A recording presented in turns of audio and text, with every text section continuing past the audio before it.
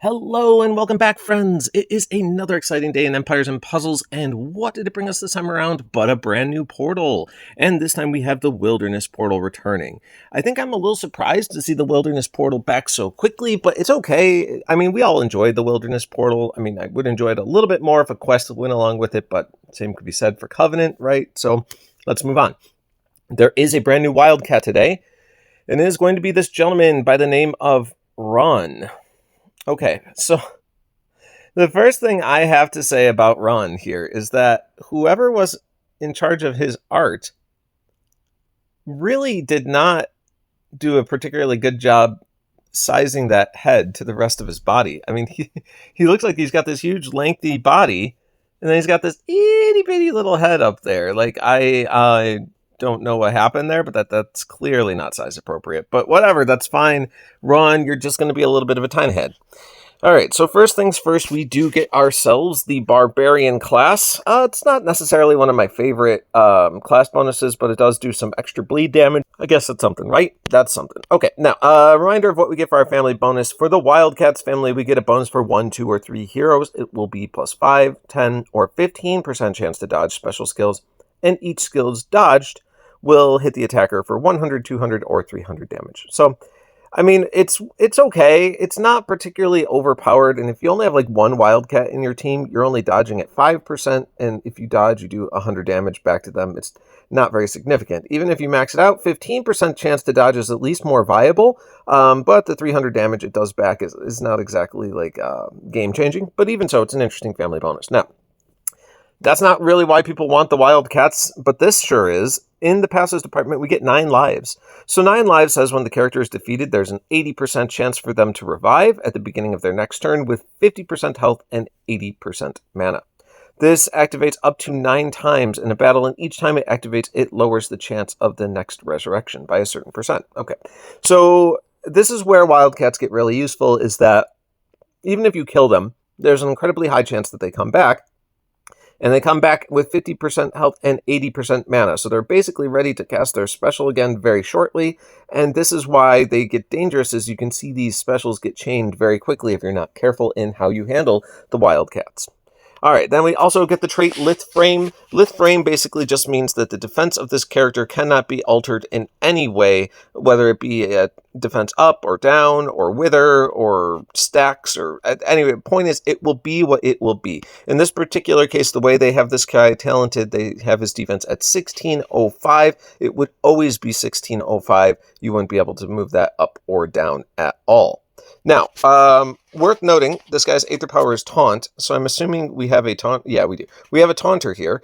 So the stat alignment that they have set up right here is probably not the most accurate setup. I'm not sure if you're going to go all in on attack nodes for a Taunter. So just understand that this guy's got 1972 attack, which is a really huge attack rating for a Taunter. You can always swap some of this attack into defense to get their defense up a little bit higher. But before we make any assumptions on what we should do there, let's take a look at what the special does. Caught and Vicious. Okay, so operating at slow speed, we're going to be dealing 400% clawing damage to all enemies. As a reminder, our little question mark is here. It says it deals 600% damage against all enemies with defensive buffs, minions, or mega minions.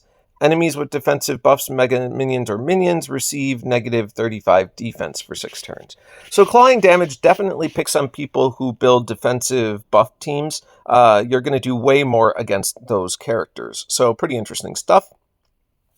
600% damage hit to all would be really reasonable. So just keep that in mind. You're also leaving with the defense down afterwards. Pretty cool. All right, now, the caster gets Taunt that prevents enemies from casting their special skills on the caster's allies for 5 turns. 5-turn Taunt is a very reasonable amount of turns. The question is, how long will this guy stay alive? All right, and then he also knocks down enemies. This has a different effect based on the team of the character. On the attacking team, all enemies have their normal attacks delayed by 3 turns. So if you're on offense, they aren't going to be doing slash attacks on you for 3 turns while they are knocked down. If this character's on the defensive team, it says all enemies don't contribute to troop damage for 3 turns. So If you're trying to approach this guy by color stacking your characters and using tile damage to help kill him, that's not going to be a great approach after he's knocked them down.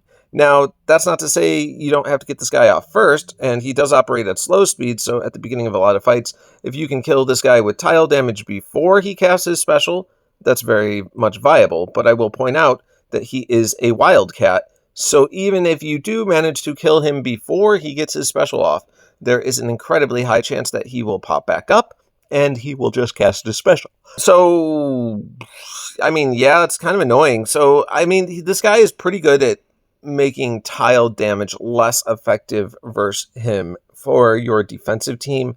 And I do think there is some purpose to that. We're going to get into the pros and the cons and how to handle this character and all that fun stuff. But I'm trying to wrap my head around this character, and you've got to give me a moment, because the reality is knockdown is not an effect that we've seen very often. In fact, there may only be one other character in the game who uses it, and that was Hornfell. He was a construct that was released probably somewhere between 2 to 3 years ago. And I don't think the effect was really received that well, so they just sort of benched it and didn't bring it back until now.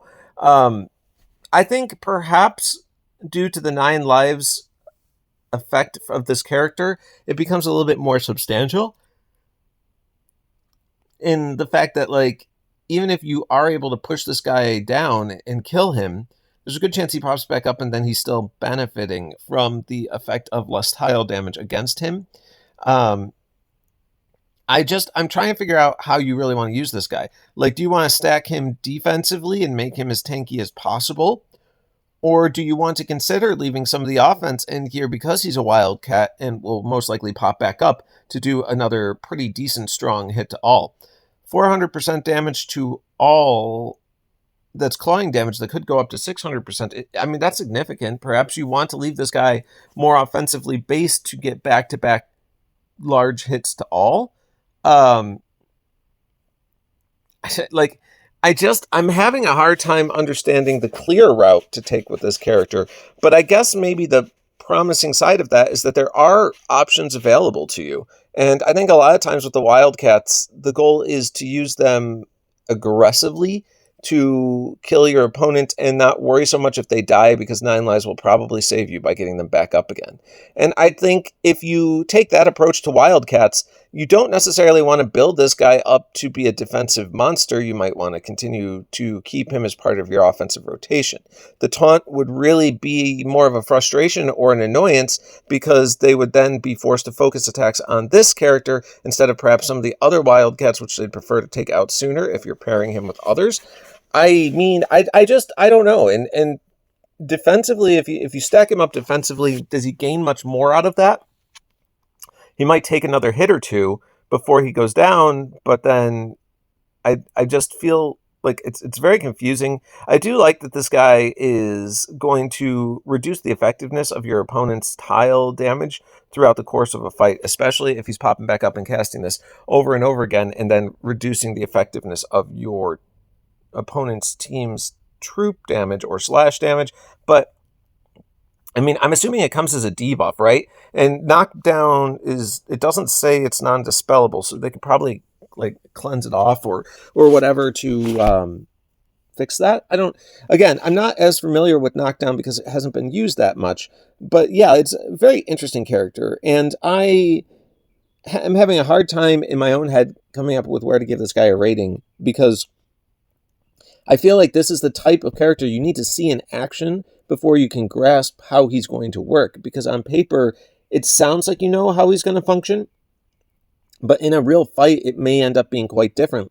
And so I'm going to defer to a little bit of playtesting, and I'm going to give this guy a safe rating of 8, because I think he's obviously well above average. He's a wildcat. He's popping back up. He can hit all. He can affect troop damage. I think he definitely is worthy of a rating of 8. If he functions very well as a taunter that comes back up and knocks people down, and that mechanic actually is useful, he probably bumps into the 9 range. It's just I'm not willing to commit that highest score to him until I can actually see him in action and feel the effects of what he actually does. So we'll just leave him at an 8 for now. Congrats if you pull him. Thanks for sticking around. I know this sounded a little bit stranger than most of my reviews because I'm usually more confident in the direction of it, but this is a very interesting setup that, again, we haven't seen a lot of in the game. So like, I need more play testing to give a real accurate opinion on this, but I think he is still a solid hero. I think if you get him, you can level him and still very much enjoy this hero. All right, thanks for tuning in, everyone. We'll see you next time.